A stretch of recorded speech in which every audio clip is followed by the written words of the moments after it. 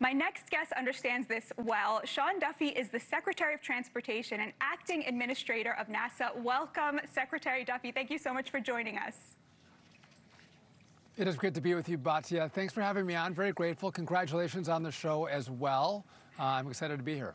Thank you so much. So let's begin with this. Is AOC right that the GOP is luring in men by legitimizing their racism and their desire to be kings?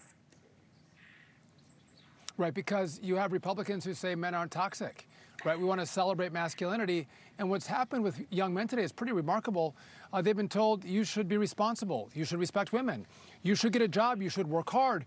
You should actually go back to church. Be honorable. That's what they're called to do by this new movement within the Republican Party. And they've embraced it, which is wonderful. But I love your opening on the No Kings protest, which is actually a Hate America protest. Donald Trump, king, he won the 7 swing states, he won the popular vote, and then everything he's doing, he actually ran on the campaign trail. He told everybody he was going to do this, and the majority of Americans voted for him. This is just disenfranchised Democrats, but also George Soros is funding it. The Socialists of America are funding and supporting it, and so are the Communists of America supporting this rally. So again, it is the offbeat crew that lost and are angry that are going to come and protest and say Donald Trump is a king. No, he's just a great, strong American leader. So speaking of work and jobs, you oversee a lot of truckers to whom you have become something of a hero. I don't know if you know this, but I've been talking to a lot of them. Your insistence that truck drivers have an English language proficiency in order to have that privilege of driving these big rigs. This is something that is extremely important to truck drivers. It's extremely important to you. You have just withheld $40 million from California over its refusal to comply. Okay. Can you explain to our audience why this is so important?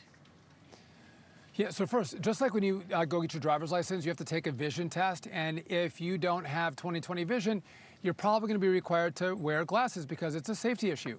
This English proficiency requirement, it's not new. I didn't create it. It goes back a couple of decades, multiple presidents. It's just that I've said I'm going to enforce the law and make sure that there's compliance. And every state in the country who wasn't complying has started to comply, except for one. California has refused to comply and said, listen, we're not going to enforce that rule. You don't have to speak English. You don't have to understand road signs for you to operate in the state of California. The problem, Batya, is those who are licensed in California, they can't speak English or understand road signs, they're getting in trucks and driving all through the other 49 states. And so they're endangering other lives in America because of the rules that California refuses to follow. So we're taking away money from California. We're going to drive safety, even though Gavin Newsom, again, cares more about people who don't speak the language, and it's frustrating. Kind of one last thing, Batya, you mentioned the truckers like what we're doing. There's been companies, family companies that have been operating for 40, 50, 60 years in trucking. They've been decimated. They're about to go out of business. We're losing the American trucking industry to a bunch of people who've come in from the outside who don't speak the language. They've driven down the prices, and now our standard truckers can't make a living wage because of what's happened. Like you, Batya, I stand up for the American worker. I'm going to support them. I'm going to make sure we follow the rules, and they can do great work but also earn a great wage.